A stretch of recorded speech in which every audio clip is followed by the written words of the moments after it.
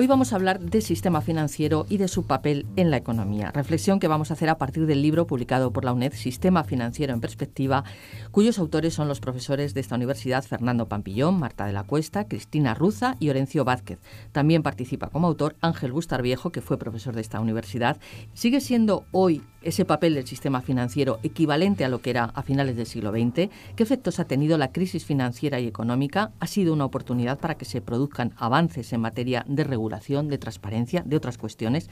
Bueno, pues todo ello quiero planteárselo hoy en este programa. Hablaremos de muchas más cuestiones de las que trata el libro en este programa de radio de la Facultad de Ciencias Económicas y Empresariales de la UNED, a tres de sus autores que están con nosotros: Fernando Pampillón, Marta de la Cuesta y Orencio Vázquez, que se va a incorporar un poquito más tarde al coloquio. Buenos días, gracias. Hola, buenos días.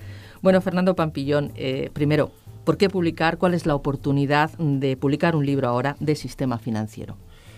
Bueno, yo creo que es necesario en todo momento hablar del sistema financiero, porque yo creo que en España tenemos un bajo nivel o un bajo índice de cultura financiera. Y lo demuestra la serie de hechos tan desgraciados que han ocurrido en los últimos años, en los que gente ha perdido parte de su patrimonio o todo su patrimonio por hacer inversiones sin saber en qué invertía y desconocer absolutamente los productos financieros. Entonces, hay una relación asimétrica entre las entidades financieras en general y el público.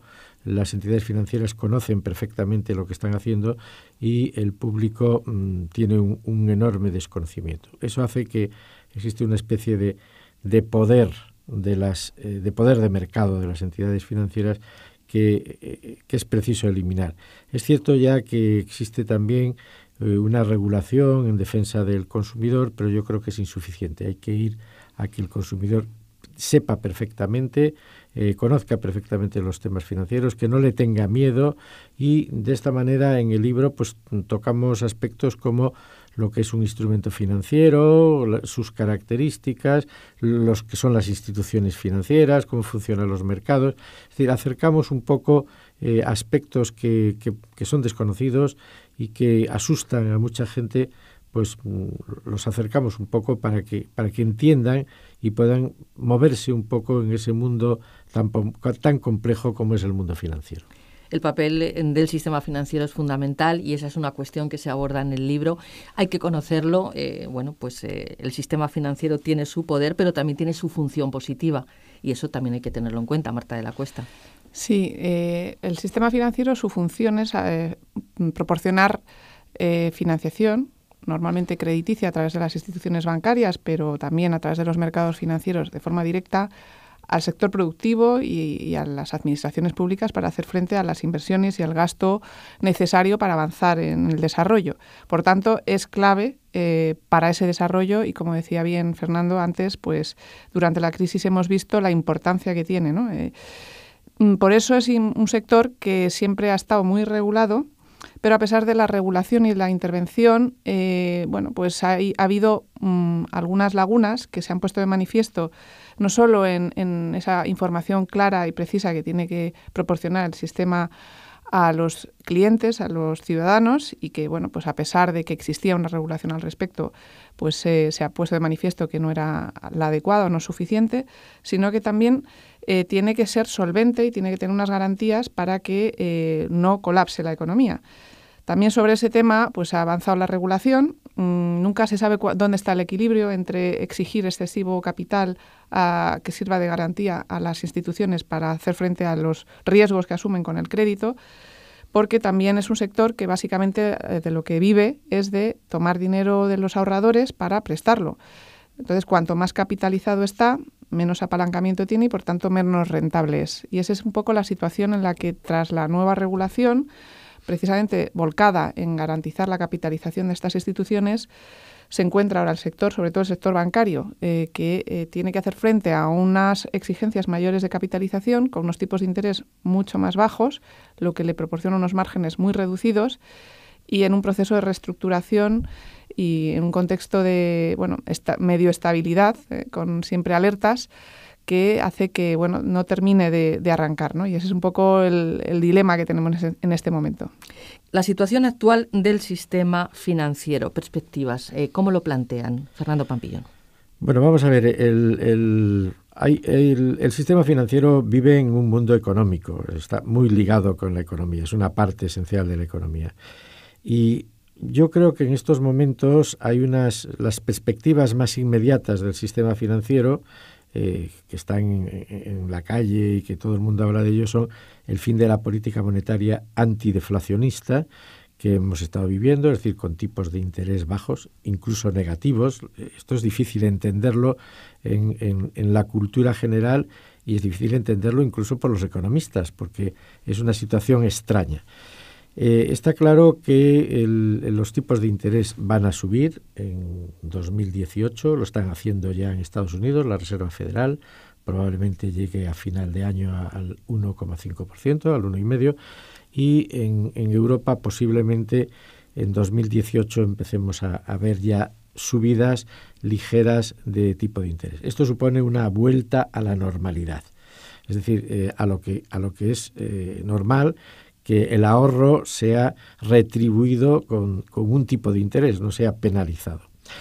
Esta vuelta a la normalidad, como casi todo en economía, pues va a tener ventajas para las entidades bancarias, que en estos momentos tienen serios problemas de rentabilidad, como luego veremos, y por otro lado, también va a incorporar restricciones financieras, sobre todo para el sector público. En España el sector público ha asumido parte de la deuda privada, y en estos momentos tiene una deuda muy importante. Estamos en el 100% del PIB, es decir, estamos hablando de en torno a 1,2 billones de euros, y esa subida de tipo de interés significa que cada punto de tipo de interés, es decir, cada un punto porcentual de tipo de interés supone pues del orden de 11.000 millones de euros que tendremos que abonar de gasto en deuda pública, los intereses de la deuda pública, que tendremos que soportar los españoles. En un momento en el que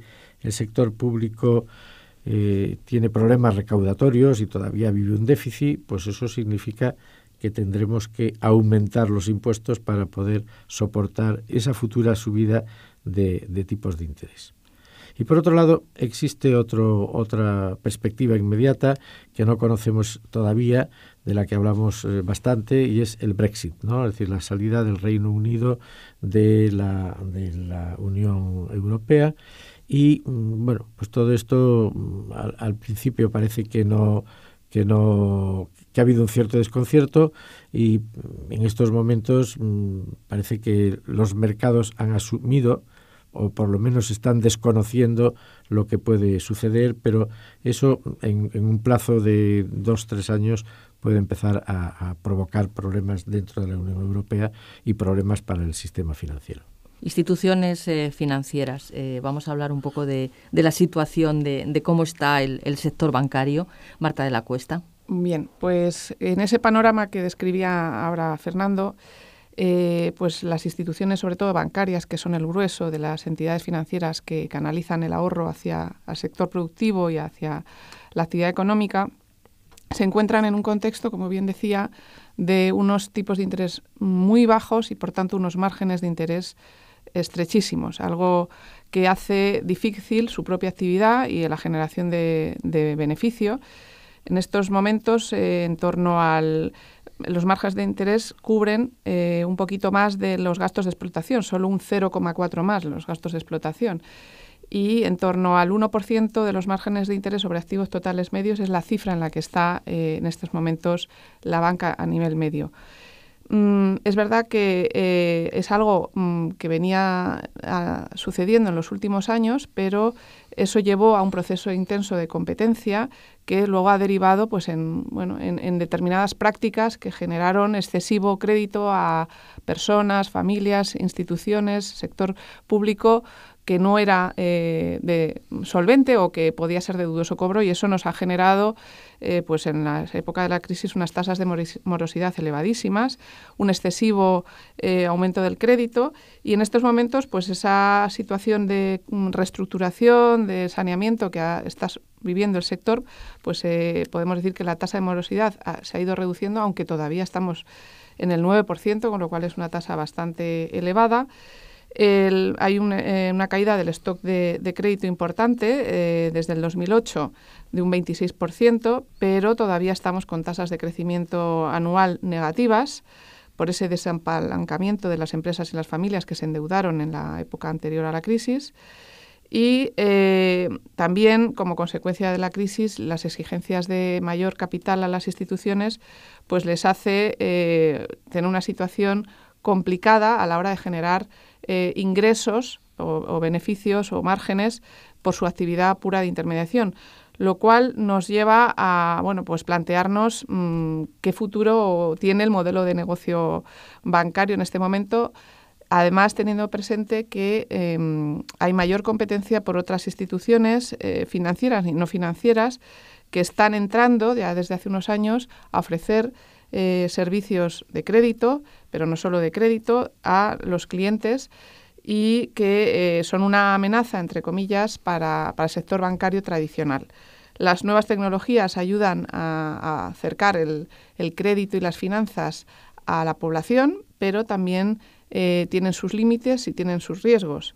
Por un lado, como positivo, pues esas nuevas plataformas que han surgido de crowdfunding, crowdlending, crowd equity, son palabras anglosajonas que básicamente lo que buscan es, de forma participativa, aglutinar a colectivos que quieran dar crédito o invertir vía acciones en proyectos empresariales, y que pues recientemente han sido reguladas por la CNMV y tienen un cierto control.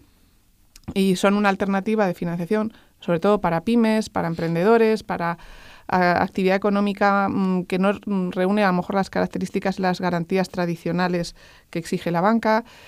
Y por otro lado también surgen otras iniciativas no bancarias que son plataformas de crédito a pymes y sobre todo al consumo, que de forma muy rápida y muy ágil proporcionan crédito a personas que a lo mejor se encuentran en dificultades por la situación vivida anteriormente o porque no tienen capacidad para hacer frente a gastos imprevistos, y entonces acuden a estos nuevos agentes con un posible riesgo de sobreendeudamiento o de no calibrar bien las consecuencias que puede tener el acudir a estas nuevas alternativas, que son, ya digo, muy ágiles, banca online, en 24 horas tienes el crédito, pequeñas cuantías, aparentemente tipos de interés bajos, pero no lo son, porque al final se están ofreciendo créditos de 300 euros con 30 euros a un mes, de 30 euros de comisión, con lo cual una tasa bastante alta si lo calculamos anualmente, pero con un problema de que si no es capaz de pagar esa tasa o esa comisión, la refinanciación de ese crédito puede ser muy costosa a largo plazo. Por tanto, vivimos en un panorama de mayor competencia, con esos riesgos que decía, mayor tecnología aplicada al mundo de la banca, por tanto, un planteamiento del cómo hacer la banca con unas exigencias mayores de capital, con unos márgenes todavía muy estrechos, unos tipos de interés muy bajos, en un contexto de mayor concentración bancaria, con procesos que ya se vivieron y que se seguirán viviendo de concentración. Más o menos las 5 grandes en España representan más del 60% de los activos totales, y por tanto una situación nueva. Y ahí está el reto para los agentes que participan de este mercado y también para quienes controlan y regulan la actividad de estos agentes. Vamos, en la misma línea que dice Marta, con la que estoy totalmente de acuerdo, se observa, primero, hay un exceso de financiación en estos momentos en el mercado, y porque la propia caída de los tipos de interés no justificaría el que se hubiera reducido la rentabilidad. Lo que realmente el estrechamiento de márgenes se debe en gran parte pues a que hay una gran competencia, que hay un exceso de actividad y que un exceso de financiación, y que se ha producido una reducción de la actividad. Es decir, que antes de la crisis había como una enorme demanda de financiación. Después de la crisis se ha reducido con un número de actores más o menos similar, y eso ha significado que ha habido que repartir la tarta. Y entonces, al repartir la tarta y la competencia que existía, pues ha hecho que los márgenes se hayan reducido. Bueno, voy a incidir un poco en lo que había dicho Marta antes, lo que dijo Marta, de la crisis del modelo bancario, ¿no? Si observamos, por ejemplo, la rentabilidad del ROE, que es la rentabilidad sobre recursos propios, sobre capitales propios, sobre fondos propios, llamémosle como le llamemos, pues observamos que del año 2003 a 2016 la rentabilidad ha pasado pues de 11,7 puntos, es decir, que se ganaba casi un 12% sobre los recursos propios, a en estos momentos 4,3 en el año 16. Ha habido 2 años extraordinarios de 17% y luego ha comenzado a caer, y en los últimos años pues llevamos rentabilidades del 5%, ¿no? 5%, 5,6, 4,3.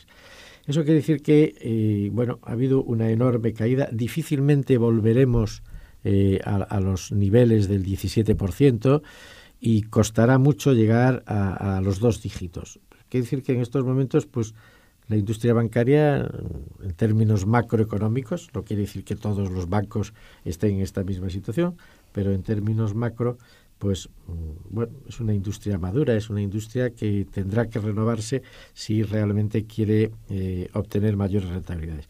Como además, pues las normas de Basilea les están exigiendo cada vez mayores recursos propios, la entrada de nuevas tecnologías de innovación financiera, que además de las que dijo Marta, pues están apareciendo plataformas en las que se desintermedia, es decir, que desaparece el intermediario financiero, porque el que tiene ahorro se pone de acuerdo directamente con el que lo necesita y prescinden de la banca. Y de esta manera, pues esos márgenes de intermediación que son estrechos, pues se los terminan repartiendo. Y entonces, pues si uno quiere un crédito al 6% y el ahorrador está obteniendo un 0 o un 0,5, pues al final uno termina obteniendo el 3 y el otro paga el 3, con lo cual los dos se benefician. Han eliminado a la entidad bancaria y, esto quiere decir que, en mi opinión, la banca tiene que reinventarse, tiene que buscar otros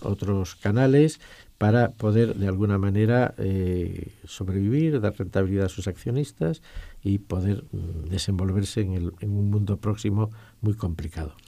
Yo quería preguntar a Marta de la Cuesta, al hilo del sector bancario, ¿qué efectos puede tener la reestructuración bancaria sobre los usuarios de servicios financieros? Fundamentalmente, mi pregunta es, ¿existen riesgos de exclusión financiera con esta situación que se plantea en este momento?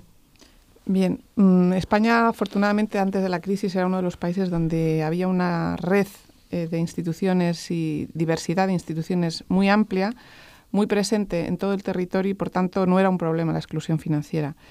Como consecuencia de la crisis y esa reestructuración, esa concentración del sector, la desaparición de la banca social o la banca más cercana al cliente de menor renta, como era el caso de las cajas de ahorro, pues ya sucedió en otros países y en España está sucediendo también. Para dar algunos datos, la encuesta financiera de las familias en el 2014 decía que en el 2011, o sea, muy poco en plena crisis, el 6,1% de los hogares españoles se encontraba en situación de exclusión financiera, es decir, no tenían acceso a una cuenta bancaria.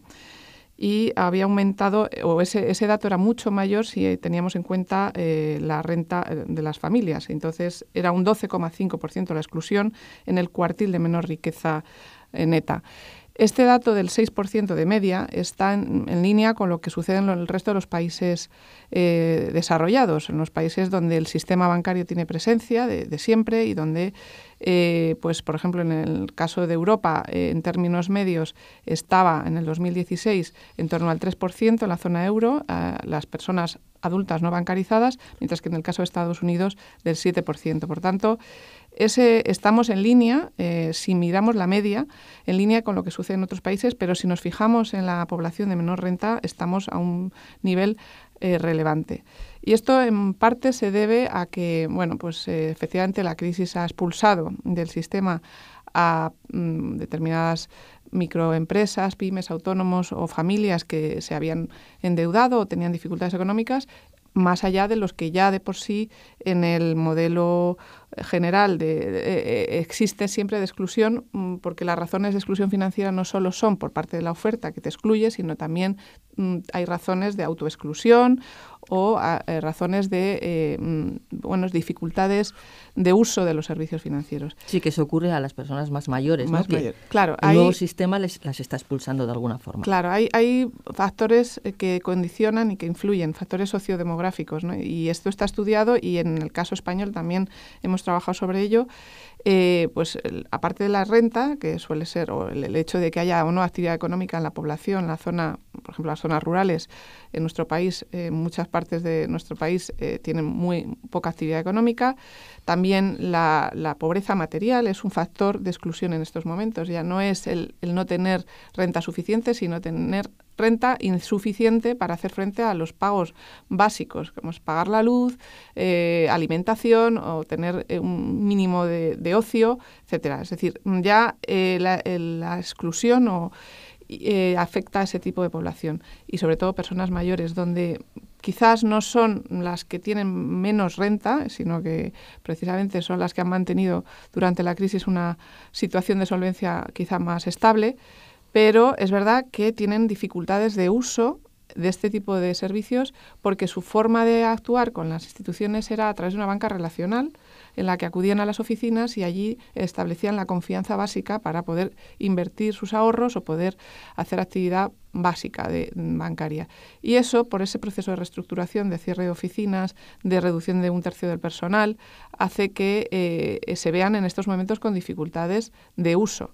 Y esas dificultades de uso no solo son para este tipo de población, sino también para gente que no tiene, como decía al principio Fernando, educación financiera, que en un mundo en el que la inmediatez y el consumo inmediato hace que uno pueda, como decía antes, tener en su bolsillo, incluso en su móvil, el crédito a través de las tecnologías en 24 horas, sea capaz de consumir sin tener el dinero adecuado.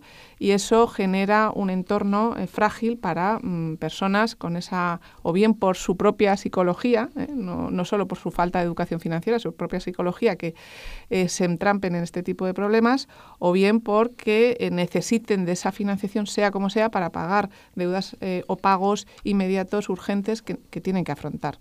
Ese es uno de los riesgos de exclusión, de sobreendeudamiento que se pueden generar en este nuevo contexto.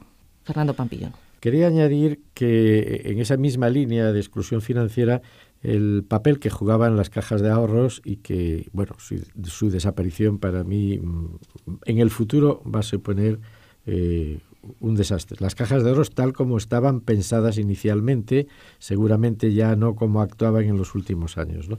En estos momentos el 50% de los municipios españoles no dispone de una entidad bancaria, lo cual quiere decir que hay ahí una exclusión por desaparición de entidades. Hablo de entidades permanentes. Es cierto que también se han montado autobuses que pasan cada semana y demás, pero esto, aparte del problema del acceso, es también matar a muchos pueblos, porque las pequeñas empresas, los comercios, pues necesitan tener un contacto permanente con una entidad financiera.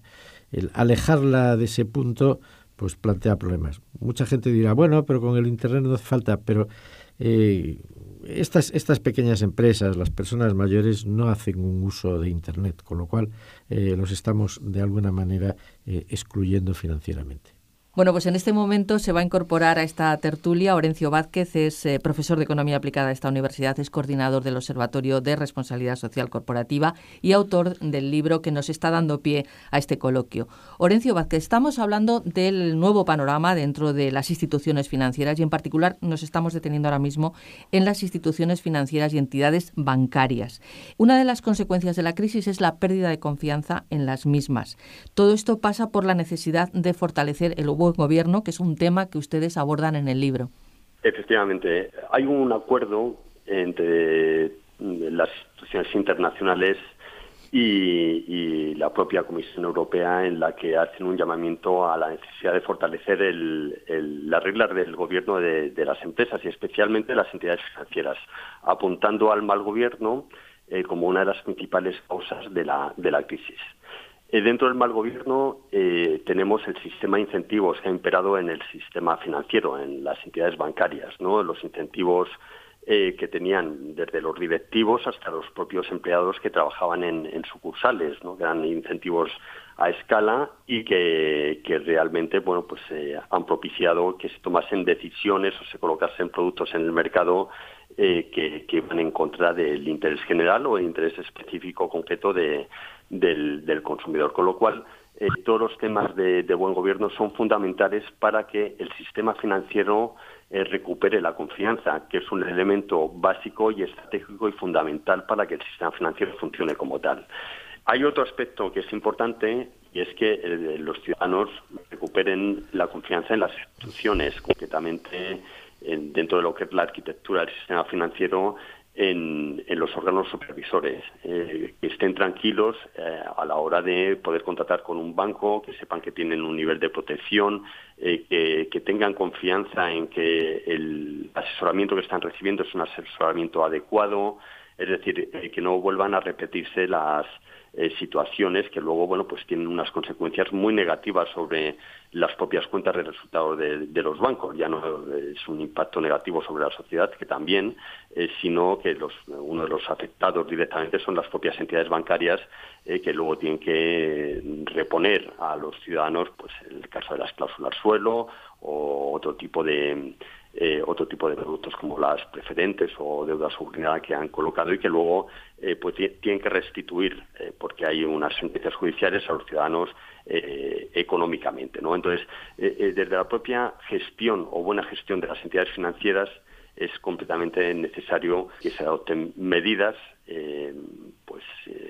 importantes de calado en materia de buen gobierno, que haya controles verdaderamente independientes. Esa es la faceta del supervisor y evitar que se produzcan, como lección aprendida, situaciones del pasado. Usted habla, Orencio Vázquez, de que hay que hacer. Eso quiere decir que realmente no se está haciendo el esfuerzo, no se ha hecho después de esta crisis financiera, el esfuerzo necesario para recuperar esa confianza. Hay que hacerlo todavía. Lo que está claro es que la confianza no se ha recuperado. Otra cosa diferente es que se hayan hecho, o se hayan tomado ciertas iniciativas, que indudablemente sí ha habido iniciativas importantes en materia de buen gobierno, desde la propia regulación, porque ha habido un periodo de transición de temas que antes eran voluntarios, ahora son obligatorios. En materia de protección al consumidor, es un tema clave ahora para la supervisión. En materia reputacional, ¿no? En materia de exigencia, de mayor exigencia en regulación bancaria. O sea, sí se han hecho cosas, pero el ciudadano sigue percibiendo también, porque siguen saliendo casos del pasado y sigue percibiendo que que todavía o la confianza todavía no se ha recuperado. Hay una estadística que dice que en el 2015 ha caído todavía más la confianza con respecto al año anterior de los españoles respecto a las entidades bancarias. Con lo cual, yo creo que todavía queda un camino. Indudablemente se están tomando iniciativas, pero todavía la recuperación de la confianza no es inmediata, ¿no? Gracias, Orencio Vázquez. Adiós, Isabel. Yo del tema de los incentivos perversos que señalaba hace un momento Orencio, quería poner un ejemplo que se ha dado y es que tiene relación con el buen gobierno, y es que ha habido una institución, no voy a decir el nombre, que abonaba incentivos a los directivos por aumentar el volumen del balance.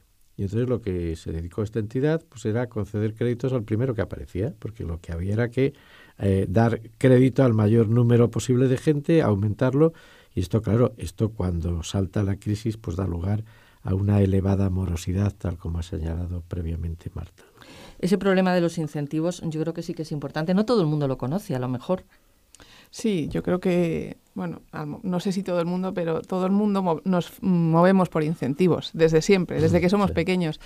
Y el incentivo económico es el que mejor funciona, desgraciadamente. Entonces, si en tu nómina o en la propina que te dan en casa depende de lo éxito que tengas en las notas o lo bien que te portes, pues al final cuidarás muy mucho tu comportamiento y son buenos para ese tipo de dirección del comportamiento. Entonces yo creo que es la herramienta clave que tienen en su poder precisamente los consejos de administración y que gobiernan estas instituciones para cambiar el comportamiento de los empleados, que son quienes efectúan las directrices que ellos marcan.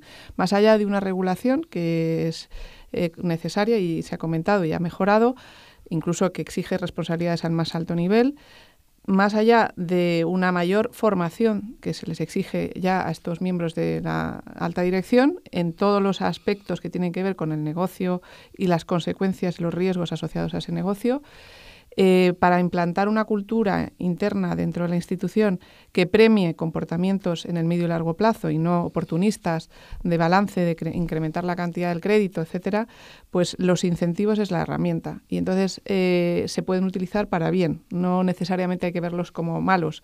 Entonces, si en esos incentivos se introducen aspectos que tengan que ver con características del hacia dónde va ese crédito, el entorno en el que se va a producir esa inversión, si tiene una viabilidad en el medio y largo plazo, el impacto que tiene, eso es lo adecuado. Porque al final la banca lo que busca es sostenibilidad en el largo plazo, en el medio y largo plazo, y los accionistas creo que cada vez más. Esas ratios y volviendo a lo que comentaba antes Fernando, de 2 dígitos sobre el ROE o la rentabilidad sobre los recursos propios, tampoco eran adecuadas. Era una presión que el mercado de capitales y los mercados de valores ejercían sobre un sector que es un sector básico para la economía y que quizás no debería tener esas tasas tan altas de rentabilidad. Entonces, si hay que dar parte de tu excedente a unas tasas tan elevadas a los accionistas, eso es a costa de o bien del cliente, porque estás abusando de un poder de mercado, de mayores márgenes, o a base de reducir costes en algunos aspectos que son claves para que en el largo plazo el crédito sea sostenible y no veamos esas tasas de morosidad. Por tanto, yo creo que como todo ha venido bien para entender lo que hay que hacer y lo que no hay que hacer, y los instrumentos, igual que los financieros, los instrumentos de incentivos o las herramientas de gestión, como siempre se pueden usar para bien o para mal. Entonces, lo que hay que orientar es el fin de esas herramientas, no tanto eliminar las herramientas o inventar cosas que ya están inventadas. Hay otras actuaciones, no sé si entran dentro de lo que podemos, de lo que ustedes abordan dentro de su libro, como es, por ejemplo, el papel que tienen los fondos de inversión, otros actores que están dentro del sistema financiero y que en algún momento, bueno, pues están generando, bueno, pues algunos problemas, una excesiva financiarización e intervención de otros agentes externos a la economía real. ¿Y qué efectos tiene esta situación, esta actuación? Cada vez hay más fondos de inversión trabajando y metidos dentro de las empresas. Sí, porque el desarrollo del sistema financiero, y eso lo comentamos en el libro, tiene diversas etapas, ¿no? La primera etapa se pasa de una etapa puramente bancaria a una etapa en la que intervienen ya otras instituciones. Entonces, bueno, pues todas estas nuevas instituciones, fondos de inversión, sociedades de inversión, compañías de seguros, cada vez tienen un protagonismo mayor y tienen una mayor fuerza sobre el sistema financiero. Es decir, que cada vez la parte que está bancarizada se va reduciendo en términos porcentuales, en términos relativos, y va creciendo cada vez más la entrada de estas nuevas instituciones, de la inversión institucional, que cada vez tiene un papel más relevante. Sí, yo también añadiría un poco en línea para ser positivos y no siempre ver lo negativo, sí, que estas instituciones también, que precisamente son las que más mueven los mercados financieros. Cuando se habla de han subido los mercados o los mercados, ¿qué son? Pues son las instituciones que operan en esos mercados. Y en buena medida son estos grandes fondos de inversión, fondos de pensiones, fondos de reserva de los países, que son los que tienen más capital y más influencia en esos mercados. También son cada vez más conscientes de que no hay que valorar a las empresas en las que invierten con un criterio cortoplacista. El tema de la gobernanza a la que nos referíamos antes es aplicable no solo a las entidades financieras, sino a cualquier empresa. Por tanto, cada vez más vigilan el buen gobierno de estas compañías, los mecanismos que tienen para controlar esos riesgos en el medio y largo plazo, y también más se preocupan por nuevos instrumentos que precisamente en esa transformación del sector tratan de invertir directamente el dinero de los mercados de capitales en actuaciones que son buenas para el futuro de la sociedad, por ejemplo, y quería un poco poner esos ejemplos para que se vea la parte positiva del sector financiero, ¿no? Cada vez más se emiten lo que se llaman bonos verdes, que son bonos o instrumentos de financiación a largo plazo para inversiones que tienen como su básica finalidad la lucha contra el cambio climático. Emisiones que hacen las empresas energéticas o industrias que tienen como finalidad pues, procesos mucho más sostenibles desde el punto de vista medioambiental, o edificios con bajas emisiones en carbono, o el sector del transporte. Es decir, son maneras que tienen las compañías de acudir a los mercados financieros para recaudar fondos de estos inversores a los que hacemos referencia para invertir en esas nuevas industrias o nuestras formas de hacer economía más sostenibles y con menos impacto ambiental. Y también existen los bonos sociales o los bonos de impacto social, que precisamente lo que buscan es recaudar financiación de estos inversores institucionales para generar riqueza o aumentar la riqueza en las zonas donde hay menos renta. Por ejemplo, el ICO, el Instituto de Crédito Oficial, sacó una línea para financiar crédito a pymes en regiones de menos renta en España en función de la creación de empleo que esas pymes tenían, y han tenido buena acogida, muy buena acogida en los mercados internacionales.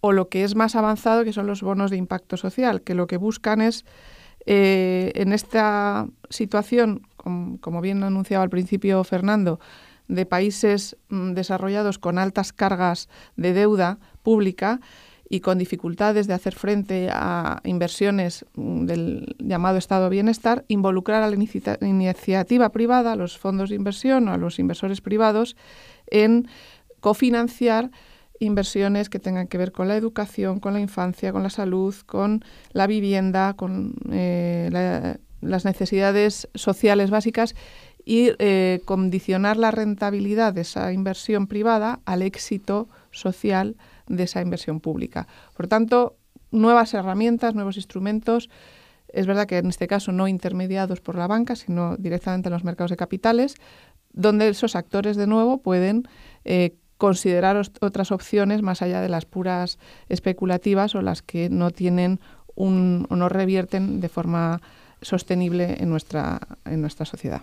Pero no olvidemos que los principios económicos básicos que hemos heredado de los padres de la ciencia económica, la economía al final es la administración de unos recursos escasos para conseguir unos fines, lo cual quiere decir que no hay que derrochar, hay que ahorrar, hay que administrar correctamente esos recursos, y la ética cada vez más juega un papel importante. No olvidemos que el padre de la economía es Adam Smith y él era un profesor de filosofía moral. De ahí nace la ciencia económica, y posiblemente en los últimos años nos hemos olvidado de principios básicos sociales, de cohesión social, y de alguna manera tenemos que regresar a esa ética que ahora se puede conocer como la ética de los negocios e introducirla en nuestras relaciones sociales y personales. Podemos decir, y ya con esto concluimos, que ese reto, el de la ética, es uno de los fundamentales en este momento para el sistema financiero. Sin duda. Muchísimas gracias a nuestros dos invitados, tres, porque Orencio Vázquez nos ha acompañado hace un momento, como les decíamos. Fernando Pampillón, Marta de la Cuesta, profesores de esta Universidad de Economía Aplicada, autores junto con Cristina Ruza y Ángel Bustarviejo y Orencio Vázquez del libro Sistema Financiero en Perspectiva. Hoy hemos hablado con ellos de todos estos problemas, de esta situación, de esos retos del sector financiero siglo XXI. Gracias, hasta una próxima ocasión. Gracias. Gracias.